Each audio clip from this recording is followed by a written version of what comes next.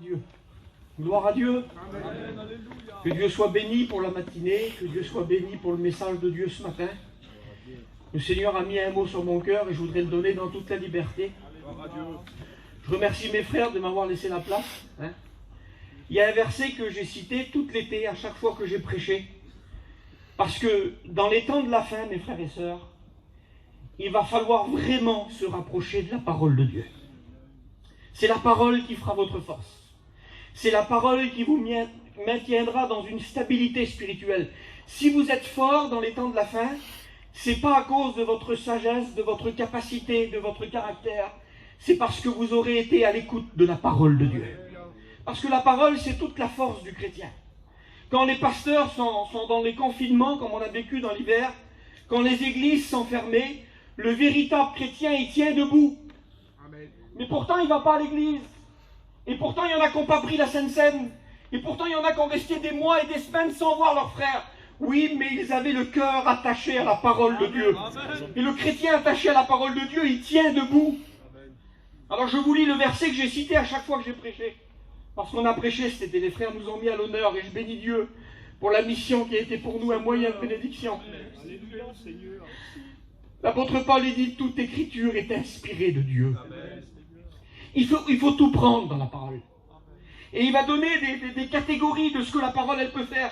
Il dit, toute écriture est inspirée de Dieu, mais surtout, la parole de Dieu, elle est utile. Elle est utile à quoi ce matin? Eh bien, il dit, elle est utile pour enseigner le peuple. Elle est utile pour convaincre celui qui n'est pas convaincu ce matin. Elle est utile, la parole de Dieu, pour corriger le chrétien qui vivrait dans le désordre parmi nous. Elle est utile pour instruire, c'est-à-dire pour remplir ton cœur des valeurs de Dieu. Et quand il y a une discussion de soi instaure, quand tu es instruit par la parole de Dieu, tu as des versets de la parole de Dieu qui jaillissent de ton cœur. Parce que tu es un homme qui est instruit par la parole. Et c'est la parole de Dieu ce matin. C'est la parole de Dieu qui vient nous ramener à la raison. Mais Gershom, on est des chrétiens, on est des chrétiennes. Ça fait 2 mois et demi qu'on est sous le chapiteau. On écoute la parole de Dieu, on prend la Sainte Seine, on prie le Seigneur, on lit la Bible et pourtant tu nous dis qu'on peut se tromper. La parole de Dieu vous ramènera toujours à la raison de la Bible. Parce que parfois on croit qu'on a raison mais on a tort. Parce que parfois on tombe dans des séductions de l'ennemi. Vous voulez que je vous dise qui c'est qui a confirmé mon message hier? C'est Zanzan. Quand il a témoigné, il a dit un mot important qui a tombé dans mon cœur. Il a dit, voilà, nous, on a jeûné pendant 9 ans. Parce que notre fille, elle n'avait pas de petit bébé. Et il a mis tout de suite en avant, parce qu'on est des hommes, on peut faire des erreurs. Il a mis tout de suite en avant ces 9 années de jeûne et prière. Pour que Dieu intervienne. Mais le véritable chrétien, l'équilibre, elle est là. Il dit, et au bout de 9 ans, Dieu a fait grâce. Amen. Et voilà le message que j'aimerais vous prêcher ce matin. Amen. J'aimerais vous dire que l'apôtre Jacques, il vient dans la parole de Dieu au chapitre 1 et au verset 16, il dit, ne vous y trompez pas, mes frères bien-aimés. Et il parle à des chrétiens. Comment, Jacques? On peut se tromper? Oui, on peut se tromper.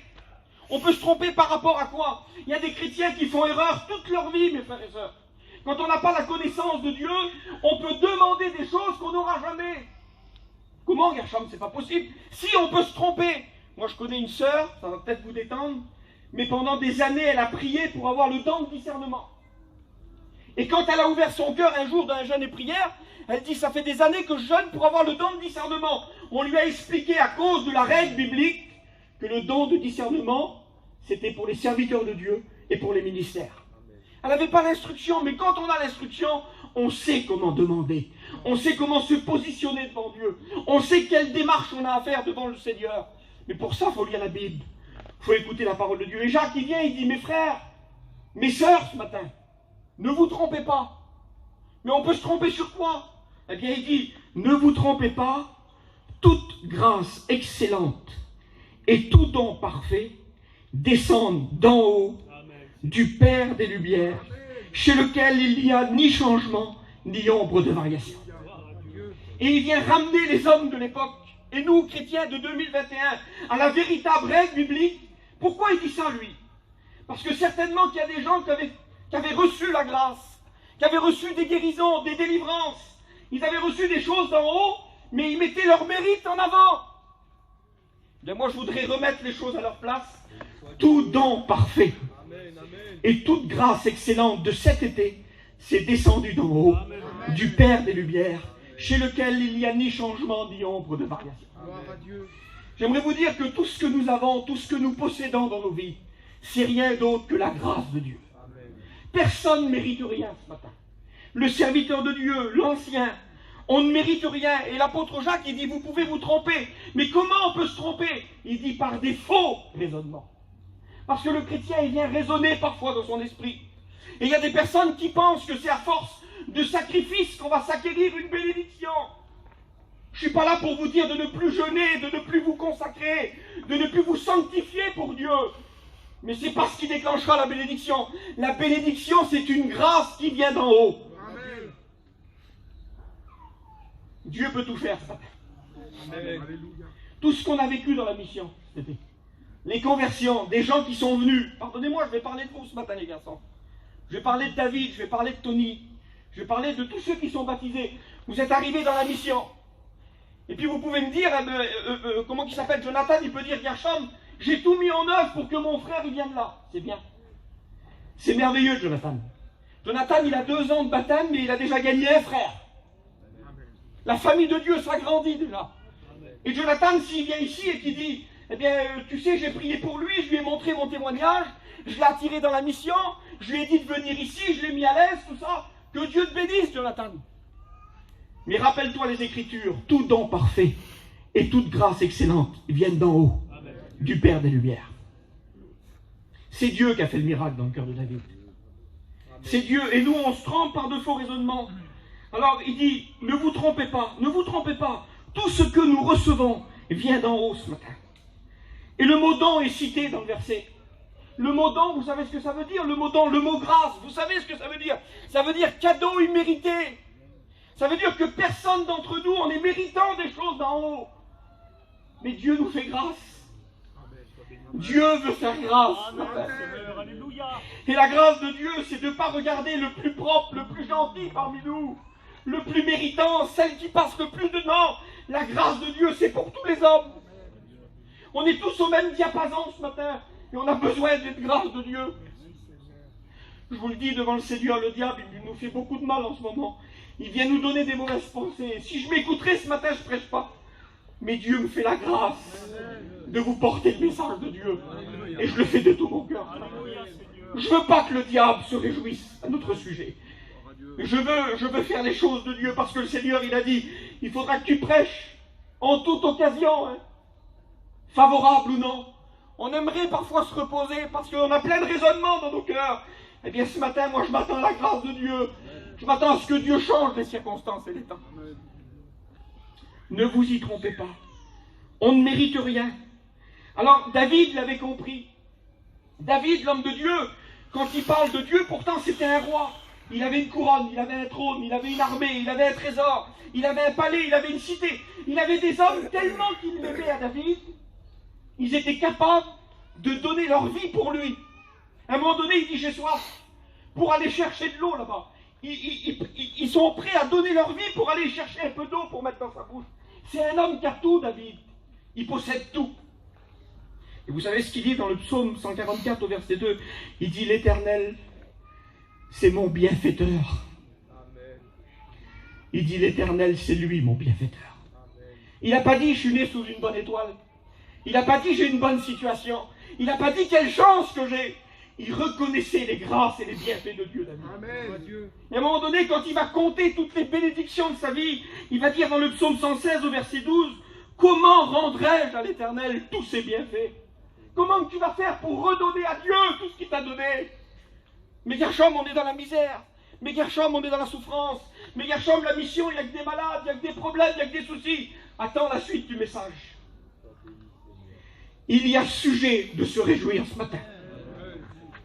Mais je ne vois pas comment. Attends la suite du message. Tu vas voir qu'à la fin de la réunion, tu vas louer Dieu. Amen. Mais pourtant, il n'y a rien qui va. Tu vas louer Dieu ce matin. Amen. Parce que le Seigneur, il dit qu'il faut le louer en esprit et en vérité. Amen. David, il dit, mon âme, il bénit l'Éternel et n'oublie aucun de ses bienfaits. Et hier, je regardais une histoire. Imaginez-vous qu'en 1895, il y a 126 ans de cela, un pasteur qui s'appelle le pasteur Johnson en Angleterre, il a écrit un cantique. Et il a écrit ce cantique-là, qui est chanté encore aujourd'hui. Il y a 126 ans qu'il a été écrit, le cantique. Et il est chanté dans toutes les assemblées de Dieu. Vous savez ce qu'il dit, le cantique? Il dit: compte les bienfaits de Dieu et mets-les tous devant tes yeux. Et tu verras combien ils sont nombreux. Compte les bienfaits de Dieu ce matin. Au lieu de compter tes problèmes et tes difficultés ce matin, compte les grâces de Dieu dans ta maison. Le diable voudrait qu'on compte sur nos doigts tous les problèmes, toutes les difficultés, toutes les injustices, toutes les maladies, toute notre misère. Mais le Seigneur ce matin, il nous ramène dans la maison. Il dit: il faut que ton âme oublie aucun de mes bienfaits. Bénis l'Éternel en tout temps. Il dit comment tu vas me rendre tout ce que je t'ai donné ce matin, Seigneur? On ne peut pas lui rendre les grâces. On ne peut pas se payer les grâces de Dieu. C'est la grâce, c'est le cadeau humilité qui est venu d'en haut. Et le cantique, il dit: compte les bienfaits de Dieu. Mets-les tous devant tes yeux. Et nous, vous savez que ça fait des années que on vit des moments compliqués, mais on n'est pas là pour se plaindre, on est là pour louer. Ce matin, même que le diable, il m'accable plus que tout, je louerai Dieu dans cette réunion. Je bénirai Dieu dans cette réunion. Il ne gagnera pas, il n'aura pas ma plainte. Il n'aura pas ma plainte, ni mon calcul, ni mon raisonnement. Je ferai ce que la Bible me demande de faire. Je louerai l'Éternel ce matin. Vous voulez qu'on fasse nos comptes spirituels? Je vous pose la question ce matin. Soyez avec moi. Vous voulez qu'on fasse nos comptes spirituels? Parce qu'on est capable de faire nos comptes bancaires. On calcule ce qu'on a gagné, ce qu'on a perdu, ce qu'on aurait pu faire. Mais moi ce matin, je le fais pour moi là. C'est moi qui le fais. Je veux compter les bienfaits de Dieu, de ma maison. C'est personnel ce matin. Et j'ai besoin, Angelo, de les mettre devant mes yeux, les bienfaits de Dieu. Et il dit, le cantique, il dit: comme ça tu verras combien les bienfaits de Dieu sont nombreux. Amen. Et puis hier, comme je méditais, c'est enfantin, mais j'ai fait le bilan de ma vie. Le bilan de mon cœur. Comment la grâce est arrivée chez moi. Et puis je suis content, je vois les petites fleurs, j'ai eu une pensée tout à l'heure là. Tout don parfait, toute grâce excellente, descend d'en haut, du Père des Lumières. Et j'avais 13 ans. J'avais 13 ans. Et qu'est-ce qui s'est passé, garçon, comme tu avais 13 ans? J'avais 13 ans, on était à la retraite spirituelle à Gien. J'ai été sous le grand chapiteau. Et quand j'ai été sous le grand chapiteau, j'ai écouté un homme parler des méfaits de la drogue. J'ai écouté un homme parler du monde. Et qu'est-ce qui attirait le monde? J'avais 13 ans, j'étais qu'un enfant. J'ai écouté l'homme, il y avait tous des jeunes à côté de moi, j'étais qu'un enfant, moi. Et quand l'homme, il a dit: voilà, le monde, c'est ça, mais Dieu, il propose un autre chemin, lui. Il propose un chemin de bénédiction, un chemin de sanctification, un chemin de richesse spirituelle. J'avais que 13 ans sous le grand chapiteau de la Convention, mais j'ai reçu mon premier cadeau du ciel. Le cadeau prioritaire dans la vie de l'homme. Vous pensez que c'est le ministère? Pas du tout. Le premier cadeau, alors je veux les compter, les bienfaits de Dieu ce matin. Voilà, je compte les bienfaits de Dieu. J'avais 13 ans, Dieu m'a fait un premier cadeau, mes frères. Amen. Tout don parfait, toute grâce excellente vient d'en haut du Père des Lumières. J'ai pas levé la main, j'étais trop timide. J'avais 13 ans, mais j'ai fait une prière à Dieu. C'était en 96. J'ai dit: Seigneur, c'est ça le monde, je veux pas le goûter. S'il te plaît, aide-moi à te suivre. Et la grâce de Dieu est descendue dans mon cœur. Et mon nom a été inscrit dans le livre de vie. Et une place m'a été préparée dans le ciel. Vous savez ce que je suis en ce moment? Je suis citoyen des cieux. Amen. Je suis un Saint Jean de la maison de Dieu. Amen, amen. Parce que Dieu fait des grâces. Alors je mets devant mes yeux ma première grâce. Ma première grâce, c'est mon salut. C'est ma sanctification. C'est ma purification des péchés. Dieu m'a donné ça ce matin. Et vous l'avez tous. Comptez les bienfaits de Dieu ce matin. Amen. Mettez-les devant vos yeux ce matin. La grâce. Que Dieu soit béni. J'ai 13 ans. Et à l'âge de 15 ans, je reçois ma deuxième grâce. J'ai 15 ans. On est dans la mission et on appelle la jeunesse pour chanter un cantique. Écoutez. Et puis quand j'arrive pour chanter le cantique, on est tous les jeunes là. On est à Nancy dans les stades. Et quand on se met à chanter le cantique, je chante plus en français. Amen. Je suis baptisé du Saint-Esprit. Tout don parfait, toute grâce excellente descend d'en haut, du Père des Lumières. Je reçois mon deuxième cadeau de la grâce. Écoutez-moi, c'est Dieu qui enrichit les hommes. Voyez, je mets toutes les grâces de Dieu pendant mon petit parcours là. Devant mes yeux, je les mets là. Je vois plus mes problèmes, je les verrai plus mes problèmes. Je veux voir les bienfaits de Dieu. Amen. Amen. On continue. Amen. Je fais mes comptes. Hein. Pardonnez-moi, faites vos comptes ce matin. Fais ton compte ce matin. Pas ton compte de problème, ton compte de grâce et de bienfaits. Je suis sauvé, je suis baptisé du Saint-Esprit. Quelle beauté. C'était à 15 ans le baptême du Saint-Esprit. À 20 ans, Dieu me fait une grâce dans la grâce. Je m'y attends pas. Je suis pas capable. Je suis pas à la hauteur. Je vous le dis parce que j'ai pas honte de le dire. De ma famille, je suis le plus inutile, moi. Tout le monde chez nous, il joue au ballon, il a un petit truc, moi je sais rien faire. Je sais rien faire, mais en 2004, au Havre, l'appel au ministère se fait ressentir dans mon cœur. Et je veux pas, le Seigneur il sait que je veux pas parce que je suis pas à la hauteur. Mais Dieu me fait une grâce dans la grâce. Et voilà mon troisième cadeau qui vient d'en haut. Et je compte les bienfaits de Dieu ce matin. Mon âme oublie aucun de tes bienfaits. Comment rendrai-je à l'Éternel tous ces bienfaits ce matin? Et me voilà dans le ministère. J'ai 20 ans. Je suis tout seul dans le ministère, moi. Je suis pas marié. Je suis à l'école biblique et je fais mes 2 années tout seul en tant que jeune garçon. Mais Dieu qui connaît tout, et quand l'homme il veut faire la volonté de Dieu, il place des grâces sur grâces. Amen. Il dispose toutes choses, il prépare toutes choses. Et Dieu me regarde comme un petit jeune garçon dans mon camping à rien. J'ai pas de femme, j'ai pas de fiancé à l'époque. Mais Dieu qui connaît le plan de tout, c'était pas d'une femme que j'avais besoin, c'était d'une aide. Sois béni, Seigneur. Amen. J'avais besoin d'être aidé dans le ministère. Et Dieu m'accorde une 4e grâce. Amen. Je la compte dans la grâce de Dieu, ma compagne, ce matin. Amen. Parce qu'elle m'a toujours aidé. Parce qu'elle m'a toujours suivi. Parce qu'elle m'a jamais mis de bâton dans les roues pour servir le Seigneur. Et là, je reçois une grâce de Dieu. Je fais mes comptes ce matin. Ils sont vilains les comptes. Quelle beauté, Seigneur. Amen. C'est encore des grâces, ça. Amen. Alors j'ai tout ça. J'étais obligé de le marquer. Il y en a qui ont des enfants de malades ce matin. Mais on se dit tout, on est de la famille, on ne gêne pas. Il y a 2 ans de cela, mon petit garçon a été touché 2 fois par la grâce. Mon petit garçon qui était sourd, malentendant. Le Seigneur l'a guéri totalement. C'est encore une grâce de Dieu. Je fais mes comptes ce matin. Pardonnez-moi. Quelques mois plus tard, le petit attrape un virus au cerveau. Hier, je méditais dans le bois là-bas et je pleurais comme un enfant. Vous savez où c'est que je devrais être, moi, aujourd'hui? Selon la médecine, Rudy, je devrais être avec mes campings placés, avec un enfant qui fait de la rééducation, pour réapprendre à marcher. Parce que s'il avait attrapé là, il ne pouvait plus marcher, mon petit. C'était des années de rééducation pour avoir un tout petit peu de résultat. Des années et des années. Et mon petit, à l'âge qu'il a, il devrait être dans un Youfala, là, avec des élastiques. Si vous regardez ça sur Internet, vous mourrez. Des années pour la médecine, pour avoir un petit résultat. Mais tout don parfait, toute grâce excellente, descend d'en haut du Père des Lumières. Et en une nuit, mon petit garçon, il a été guéri totalement. Je compte les bienfaits de Dieu.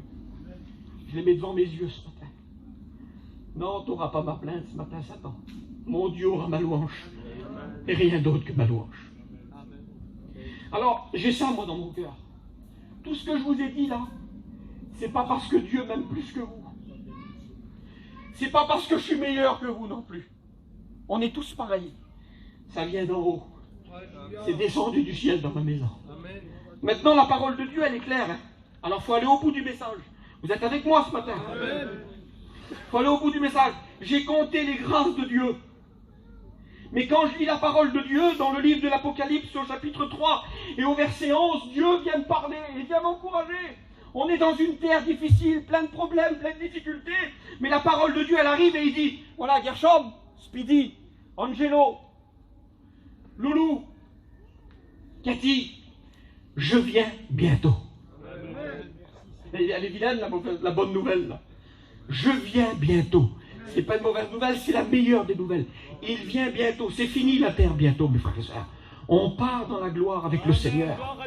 Bientôt le combat va cesser pour nous. On va être délivrés de toutes nos luttes, de toutes nos difficultés. Oui, mais t'as ça, Gershom. Voilà. Je viens bientôt. Quelle bonne nouvelle, Speedy. Mais quand je lis la suite du verset, il dit, retiens ce que tu as. Retiens ce que tu as, afin que personne ne prenne ta couronne. Et le Seigneur, il est clair, il ne va pas vous mentir. Les grâces excellentes que nous avons reçues de Dieu, il y a quelqu'un qui les veut ce matin. Et vous savez pourquoi je ne suis pas bien ce matin? Pourquoi je n'étais pas bien pour prêcher? Parce que je vais vous parler de ce que le diable il veut faire avec les grâces excellentes de Dieu. Parce que le Seigneur, il ne dit pas tiens ce que tu as, non, il dit retiens. Et quand le mot retenir est cité, ça veut dire que quelqu'un veut t'arracher la grâce de Dieu chez toi. On a un ennemi qui est redoutable. On a un ennemi qui est méchant. Il a des mauvais projets pour chacun de nous. Tu ne peux pas te déclarer tranquille. Il nous veut à tous ce matin. Mais j'aimerais vous dire que celui qui est en nous est plus grand que celui qui est dans le monde. Et celui qui est dans le Seigneur, il tiendra ferme jusqu'au bout. Il dit, voilà, il dit, Jésus, il vient, puis il dit, je vais quand même le dire à mes enfants, à qui ils ont affaire. Le diable a 25 noms différents dans la parole. 25 noms différents. Et le premier nom qui est cité, c'est l'adversaire. Il faut que tu comprennes, il faut que vous compreniez, les jeunes baptisés, que depuis que vous avez reçu les grâces de Dieu, vous avez un adversaire. Il y a quelqu'un qui marchera contre vous. Il est votre ennemi. Il veut vous prendre ce que vous avez reçu dans la mission. Là. Il s'appelle l'adversaire. Il s'appelle séducteur. C'est les noms de l'ennemi. Mais c'est aussi son action, l'ennemi. Il est séducteur. Et c'est quoi la séduction? La séduction, c'est de prendre le péché. Le péché, c'est diabolique, mes frères et sœurs. Le péché, c'est la mort, nous dit la parole de Dieu. Mais lui, il est séducteur. Il prend le péché et il est capable de le déguiser en quelque chose de bon. Il est séducteur. Et il vient séduire le cœur. Et une fois que tu es tombé dans le péché, il change de fonction, il devient accusateur. Imaginez-vous le rôle du diable, la méchanceté du diable. Une fois qu'il t'a séduit et qu'il t'a gagné, il vient mettre le poids du monde sur tes épaules. Et il vient te mettre la culpabilité. Et t'es rongé parce que le diable, il est méchant. Le diable est extrêmement méchant. Jésus parle de lui dans l'évangile de Jean au chapitre 10. Il dit, écoutez, c'est un voleur. Et il ne vient que pour dérober, égorger et détruire. Voilà les actions d'ennemis. Quand il rentre dans un foyer, il ne veut pas faire 50% de dégâts, lui. Il veut faire du 100%. Vous l'avez vu à l'œuvre dans la semaine dernière, je ne peux pas parler trop, je ne peux pas donner de détails. Mais des personnes qui sont sur le chemin de la bénédiction, le diable, il rentre et il fout tout en l'air. Et puis tout le monde pleure, des dizaines de personnes pleurent, les foyers sont touchés, les ministères sont touchés. C'est pas la vie qui fait ça, c'est le diable, mes frères et sœurs. Et il rôde comme un lion rugissant. Mais le Seigneur, il dit, retiens ce que tu as ce matin, afin que personne ne prenne ta couronne. Retiens ce que tu as, garde bien fermement ce que tu as. Il vient pour dérober, sortir les valeurs de Dieu de nos cœurs. Il vient pour égorger et t'enlever la prière parce qu'il connaît la parole de Dieu. Il a été capable, le diable, de citer la parole de Dieu à Jésus. Il vient pour égorger le chrétien. Pourquoi faire? Parce qu'il sait que quand un malheureux crie, l'Éternel l'entend et il le délivre de ses détresses. Il vient pour détruire, c'est la destruction de tout le foyer. Alors j'ai écrit ce matin, pardonnez-moi si je suis fort dans les mots, mais je pense que c'est ces messages-là qu'il faut prêcher à la fin des temps. Le diable veut ton salut. Le diable veut notre ministère, mes frères. Le diable veut nos foyers. Le diable veut nos enfants. Le diable veut le don que Dieu t'a donné, que ce soit la prophétie. Le diable, il le veut. Le diable, il veut nos foyers. Il est déchaîné et il voudrait nous faire vraiment du mal. J'aimerais ce matin vous parler, je les garde du coup. Je garde les grâces de Dieu. Je voudrais vous parler d'hommes dans la parole de Dieu qui ont eu du succès. Ah, Gershom, je ne pensais pas qu'on pouvait avoir du succès en Dieu. Ah, et la Bible, elle le dit. Le mot succès, il rime dans le monde, je trouve, moi. Mais vous savez qu'il y a des hommes de succès dans la parole de Dieu. Et c'est pas moi qui l'ai inventé, c'est dans la parole de Dieu. Dans le livre de Josué, quand il va prendre la place de Moïse, la parole de Dieu, elle dit, si tu fais tout ce qu'on te dit, Josué, c'est alors que tu auras du succès dans tes entreprises. Et il y a des hommes de succès et de renommée dans la parole de Dieu. Il y a des hommes qui sortiront du lot. On n'est pas là pour se dire des mensonges. On n'est pas là pour jouer sur les mots. Mais il y a des hommes plus bénis que d'autres. C'est vrai ou pas ce que je dis ce matin? Il y a des hommes plus bénis que d'autres. Et quand vous prenez le succès, alors il y a des hommes qui ont eu des renommées exceptionnelles. Mais ils ont eu des renommées parce que Dieu a été avec eux. C'est pas à cause de leur capacité. Si Dieu les laissait tomber, il n'y avait plus de renommée. Il n'y avait plus de succès, on dit. Si Dieu est avec nous, on sera des hommes de renommée et de succès. Des hommes de Dieu. Mais si Dieu se retire, on n'est plus rien ce matin. Il faut le comprendre que si Dieu se retire, on n'est plus rien. Le grand Moïse, Dieu était avec lui. Un homme de renommée et de succès exceptionnel. C'est lui qui a ouvert la mer Rouge. C'est lui qui a fait tomber l'écaille. C'est lui qui a adouci les eaux amères de Mara. Quel homme, Seigneur! Tellement qu'il est grand, cet homme-là, quand il meurt, Moïse, les hommes veulent l'enterrer. Eh bien, laissez-moi vous dire que Dieu a disputé le corps de Moïse. Et il a demandé à l'ange, le chef de l'armée céleste, il a dit, va chercher le corps de Moïse. Et le corps de Moïse a été disputé. Pourquoi? Si le corps de Moïse aurait été enterré comme Absalom, comme David en Israël, tout le monde aurait tombé dans l'idolâtrie. Et on aurait vénéré le tombeau de Moïse. Tellement que c'était des hommes grands. Mais avec tout le respect que je dois à Moïse ce matin, tu as été grand, tu as eu de la renommée, tu as eu du succès, mais c'est parce que la divinité s'est manifestée par toi. Amen. Sinon, il n'y a pas de succès. Samson, dans le livre des Juges, l'homme qui était capable, quand il était saisi par Dieu, il prenait une mâchoire d'âne fraîche et il tuait 1000 hommes. Pas possible. J'en suis sûr que dans l'époque des juges, là, c'était le héros de l'époque, Angelo. Les petits, quand ils s'amusaient à se battre, là, ils devaient dire, c'est moi, Samson, non, c'est moi. Des hommes qui étaient vénérés par le peuple. Samson, t'as été grand. T'as eu du succès. T'as eu une renommée. C'est parce que la divinité s'est manifestée envers toi. Sinon, on n'est rien. David, le petit jeune, là, qui va sur le champ de bataille emmener des fromages de chèvre à ses frères. Il ne va pas faire grand-chose, lui. Il descend, c'est le plus jeune de la fratrie. Et quand il descend dans la vallée, là, il arrive et il y a quelque chose qui est insupportable pour lui. Il voit un homme de 3,50 m qui est en train d'insulter l'armée de l'Éternel. Vous savez ce qu'il fait, le petit jeune, là? Il court vers le roi, lui. C'est un homme terrible, il va vers le roi. Il ne s'adresse pas aux autres, il va vers le roi. Il dit, roi, il dit, moi je peux le combattre. C'est pas possible, David. Oui, je peux le combattre parce que je suis un berger. J'ai un cœur de berger, et quand il y a un lion qui vient me prendre une brebis, j'y cours après, je l'enlève de sa gueule. Vous savez ce qu'il fait, le jeune David? Il convainc le roi de l'emmener sur le champ de bataille. C'est pas possible, Seigneur. Il est convaincant dans son message. On lui met une armure pour se protéger, mais lui, il dit tout de suite aux hommes de l'époque, il dit, écoutez, voilà, je ne combats pas avec l'armée, moi. Je ne combats pas avec une armure. Moi, je vais y aller, mais je vais y aller au nom de l'Éternel. Amen. Quel homme, Seigneur, hein? Il va dans le torrent, il prend 5 pierres polies, et quand il court, le géant vient tout de suite pour le déstabiliser. Il dit, comment, tu viens avec moi? Tu viens avec moi avec ton bâton? T'as rien du tout, là. T'as un bâton, t'as rien du tout. Mais lui, il parle. C'est la première fois que David va prophétiser. Il a un bâton et une fronde. Il n'a rien de tranchant dans ses mains. Mais il prophétise contre Goliath. Il dit, c'est vrai que tu viens devant moi avec la lance, le javelot. Mais dis-moi, je viens au nom de l'Éternel et aujourd'hui, je te couperai la tête. Première prophétie de David. Et il coupe la tête d'eux. David, avec tout le respect que je te dois, tu as été grand.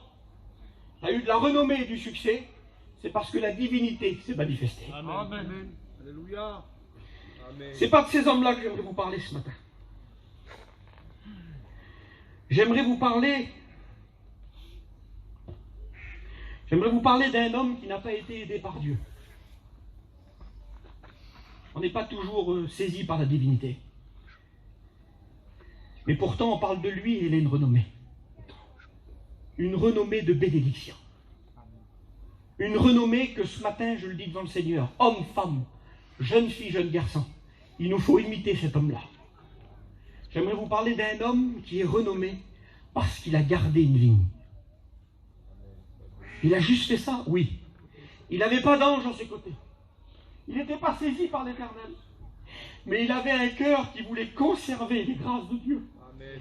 Et il avait compris qu'il fallait retenir les choses de Dieu. Retiens ce que tu as ce matin. Estime les valeurs que Dieu a mis dans ton cœur. Il s'appelle Naboth. Et je voudrais qu'on fasse la lecture ensemble. Ça se trouve dans 1 Roi 21. Je ne vais pas prêcher 2 heures, mais il faut comprendre l'essentiel du message ce matin. Amen. Après ces choses, voici ce qui arriva. Naboth de Jezreel avait une vigne à Jezreel, à côté du palais du roi Akab, roi de Samarie. Akab parla ainsi à Naboth, « Cède-moi ta vigne, pour que j'en fasse un jardin potager, car elle est tout près de ma maison. Je te donnerai à la place une vigne meilleure, ou si cela te convient, je la paierai la valeur en argent. » Mais Naboth répondit à Akab, « Que l'Éternel me garde de te donner l'héritage de mes pères. » Akab rentra dans sa maison triste et irrité à cause de cette parole que lui avait dite Naboth de Jezreel, « Je ne te donnerai pas l'héritage de mes pères. » On est devant quelque chose de merveilleux. La Bible, elle dit déjà, Naboth avait une vigne. Et j'aimerais vous parler, qu'est-ce qu'elle symbolise, la vigne? La vigne symbolise la vie du chrétien. Parce qu'une vigne, elle a des valeurs de noblesse. La vigne, c'est noble. La vigne, c'est riche. La vigne, il y a de la couleur. La vigne, il y a du goût. La vigne, c'est symbole de joie. Et j'aimerais vous dire que tout ce que je viens de citer, c'est ce que nous avons dans nos cœurs. Amen. De la noblesse, Gershom. Mais tu sais qui je suis? Vous avez écouté hier, Jeff, il disait, je suis le fils infortuné. Parfois, on se diminue dans ce qu'on est. Mais non, il dit, Naboth avait une vigne. Moi, j'aimerais te dire ce matin ce que tu es. Tu fais partie de la noblesse. Amen. Tu es prince et les sœurs sont des princesses. Ton père, c'est Dieu. Ton domicile, c'est le ciel. Tu es visité par le Saint-Esprit. Tu es un homme et une femme exceptionnels sur la terre des vivants. Le diable, il voudrait qu'on dise on n'est rien, on est dans la misère. Non, je suis de la noblesse. Je suis de race royale ce matin. Et je ne marcherai pas la tête basse ce matin. Je vous le dis devant Dieu, je lance un défi à l'ennemi. Je marcherai la tête haute parce que j'ai des choses de Dieu dans mon cœur. C'est la noblesse. C'est la richesse, la vie. C'est la couleur. On n'a pas une vie fade, mes frères. On n'a pas une vie triste. On n'a pas une vie en noir et blanc, nous les chrétiens. Puisque les gens qui sont sur la place et qui ne connaissent pas la grâce de Dieu, même s'ils ne l'avouent pas, quand ils regardent les petits chrétiens sur les petites chaises en plastique en dessous le chapiteau, vous savez ce qu'ils disent dans leur cœur? Quelle vie en couleur qu'ils ont. Quelle vie variée. Et c'est vrai, on est mieux qu'eux. Je le dis, tant pis s'ils m'écoutent. On est mieux qu'eux parce que nous, la joie qu'on a, elle vient du Très-Haut, elle vient du Seigneur. Il y a de la couleur dans nos vies. Il y a du goût, mes frères et sœurs. Nous sommes le sel de la terre. On donne soif aux gens qui sont autour de nous. On est capable d'attirer les gens sans leur parler, sans discuter. Vous l'avez écouté des dizaines et des centaines de fois. J'aimais pas les choses de Dieu, mais j'ai vu qu'ils avaient quelque chose que moi, je n'avais pas. Eh bien, c'est les valeurs de Dieu qu'on a en nous. C'est la couleur, c'est du goût, c'est de la joie. Mais par contre, la parole de Dieu nous dira toujours la vérité. Il a cette vigne-là, mais elle est à côté du palais du roi Akab. Ça signifie quoi, Gershom, ce matin? Je parle aux jeunes garçons aussi, là. Je le dis avec mes mots pour que vous le compreniez. Même qu'on est béni et qu'on a toutes les grâces de Dieu, le diable n'est pas loin. Le diable n'est pas à des milliers de kilomètres de nous. Le monde des ténèbres n'est pas loin de chez nous. Même qu'on est 300 chrétiens, là. Et qu'on est sur un terrain, même qu'il y a des murs autour de nous. Vous avez vu, on est enfermés, là. Le monde des ténèbres joue son rôle. Il n'est pas loin, le diable. Et vous savez ce qu'il fait, le diable? Il descend de son palais et il vient vers Naboth. Il dit, voilà Naboth, regardez l'audace qu'il a, le diable. Regardez la façon qu'il a de faire, le diable. Il vient vers Naboth, il dit, Naboth, cède-moi ta vigne. Il le prend avec autorité. Cède-moi ta vigne. Et Akab va déployer le projet qu'il a pour la vigne. Il dit, si tu me donnes ta vigne, il dit, moi je ne vais pas laisser la couleur. Je ne vais pas laisser le goût. Je ne vais pas laisser la noblesse. Il dit, si tu me donnes ta vigne, moi j'en ferai un jardin potager. C'est pas possible, c'est-à-dire relever les valeurs du cœur. Enlever la couleur, enlever la noblesse, enlever la richesse, pour y planter des légumes, mes frères et sœurs. Et nous l'avons vu sur ceux qui ont tombé dans le panneau du diable. Avant, vous les regardiez comme des monuments. Quel homme de Dieu, quelle femme de Dieu. Maintenant, quand vous passez, il n'y a plus de valeur. Ils se sont laissés chiner par le diable. Parce que j'aimerais vous dire que le diable, c'est le premier commerçant. Vous le savez que c'est le premier commerçant? Vous savez où c'est qu'il a commencé à faire du commerce? Dans le ciel. Il y en a qui n'ont pas peur du diable. Il y en a qui ne se méfient pas du diable, plutôt. Oh, on ne se méfie pas, nous, hein? Oui. Il était dans le ciel et il a commercé avec des anges. Et le plus beau, mes frères et sœurs, c'est qu'il y a des anges qui se sont laissés séduire par sa chine et qui sont tombés avec lui et qui sont devenus des démons. C'est particulier. Il a un pouvoir de séduction. C'est le plus grand des commerçants, le premier commerçant. Il dit, donne-moi ta vigne. Je vais enlever la vigne et je vais mettre quelque chose d'inutile. Quel culot, Seigneur. C'est ce que le diable veut faire. Le diable veut nous vider de nos valeurs et nous rendre inutiles. Il veut piétiner nos maisons, nos ministères, nos foyers, nos enfants. Il veut qu'en ayant l'opprobre du péché. Voilà ce qu'il veut, le diable. Il veut faire tout ça. Et à un moment donné, il dit, à la place, je te donnerai quelque chose de meilleur. Vous vous rendez compte, l'ennemi? Il voudrait nous faire croire qu'il y a meilleur que ce matin. Il voudrait faire croire à quelques-uns qu'il y a meilleur que la mission qu'on a eue cet été.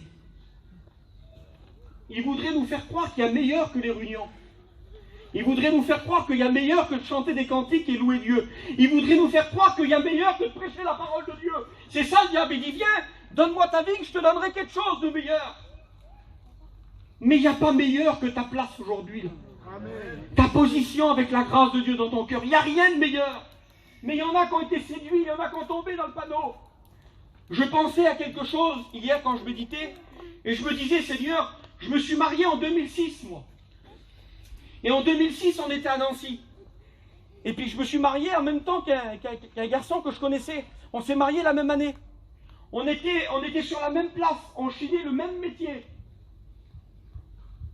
On n'avait pas de sous. On était des petits jeunes chrétiens qui commençaient, des jeunes foyers chrétiens. On avait des autos qui étaient potables. On n'avait pas de millions sur les comptes, on n'en a toujours pas. On était là ensemble, on allait à la réunion, on mettait des chaises. Et puis il y a 10 ans qui se sont passés. On avait de la couleur, là, quand on était à Nancy, quand on était jeunes. On avait de la couleur, on avait de la noblesse. On avait des choses de Dieu en nous. Et puis il y a 10 ans qui passent. Et puis je le vois arriver à la convention, et quand je le vois arriver à la convention, c'était plus le petit convoi qui traîne par terre qu'il avait. Le diable, il l'avait séduit avec quelque chose qui lui a fait penser que c'était meilleur. La réussite. L'argent. Il dit, si tu me donnes ta vigne, je te donnerai de l'argent en échange. Parce que le diable, il vient pour essayer de troquer. Il vient troquer les valeurs de Dieu. Et quand je le vois, lui, il est dans un convoi que c'est pas moi. Derrière, il y a le porte-voiture, il y a l'autre au-dessus, il y a l'autre petit... Enfin, il y a tout, il y a tout. Mais quand je le regarde dans ses yeux,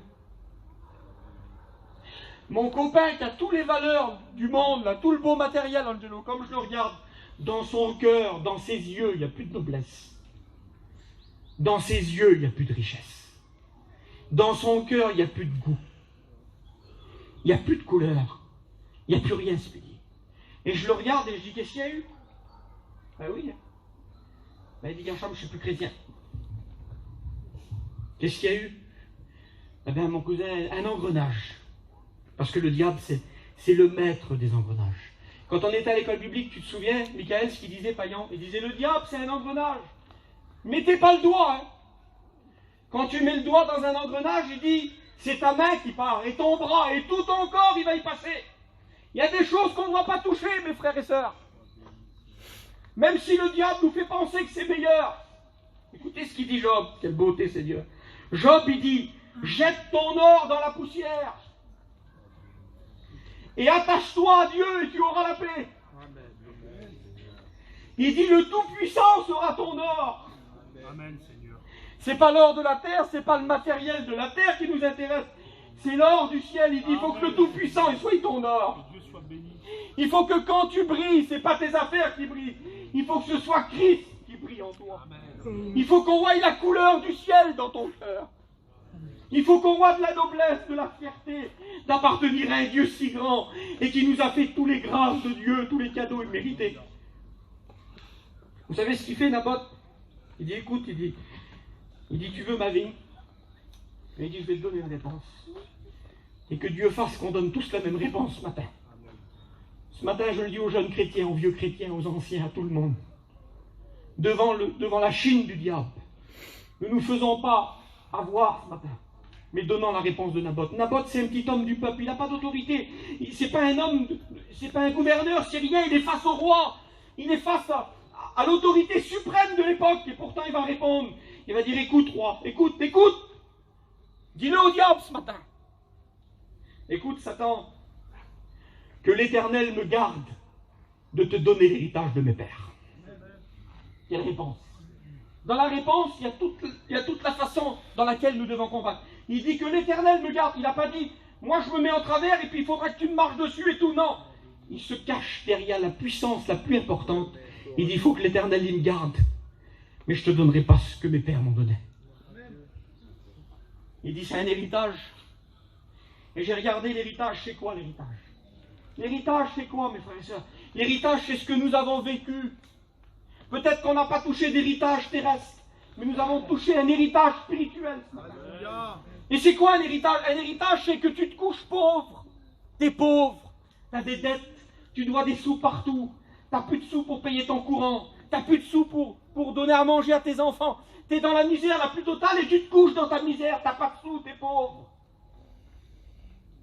Et quelqu'un vient frapper à ta porte, c'est le notaire. C'est ça un héritage, le frère. Il frappe, tu ouvres, toi, t'es le plus malheureux des hommes, t'as rien dans ton cœur. Et il vient avec un message, le notaire. Il dit, voilà, monsieur, quelqu'un est mort. Il vous a tout laissé. J'aimerais vous rappeler l'essentiel du culte ce matin. La table qu'on va prendre là. Quelqu'un est mort il y a plus de 2000 ans. Et il nous a tout laissé. Et de pauvres qu'on était, on est passé en quelques secondes riches, extrêmement riches, d'une valeur inestimable. Amen. On a compris des choses qu'on n'avait jamais compris. On est rentré dans la volonté de Dieu. Pourquoi? Parce que quelqu'un est mort pour nous. Amen. Et il nous a tout laissé, mes frères et sœurs. C'est ça un héritage. Pour avoir un héritage, on n'a pas besoin de travailler, ni de terrasser la terre. Il a dit non, moi je l'ai reçu comme ça, Naboth. Il dit, quand je l'ai eu, le terrain, c'était une vigne, c'est l'héritage de mes pères. J'aimerais vous dire que la grâce de Dieu, elle a coûté cher à Dieu. Mais elle ne nous a rien coûté à nous. Ce matin, une dame qui passait là, elle est venue me questionner sur l'évangile. Il y avait des tantes qui étaient là. Elle dit, moi je suis chrétienne catholique. Et elle dit, moi la religion c'est faire des bonnes œuvres, c'est ceci. Je dis, non madame, non. C'est la fausse évangile ça. La vraie évangile, c'est qu'on ne mérite rien. Mais Dieu nous fait grâce. Et on était pauvres, il a frappé à la porte de nos cœurs, le Saint-Esprit, puis il a dit, écoute, souviens-toi du jour de ta conversion, du jour où Dieu est venu te parler. Tu étais pauvre dans ta misère, tu n'avais pas de solution, il est venu, puis il a dit, il y a quelqu'un qui est mort pour toi.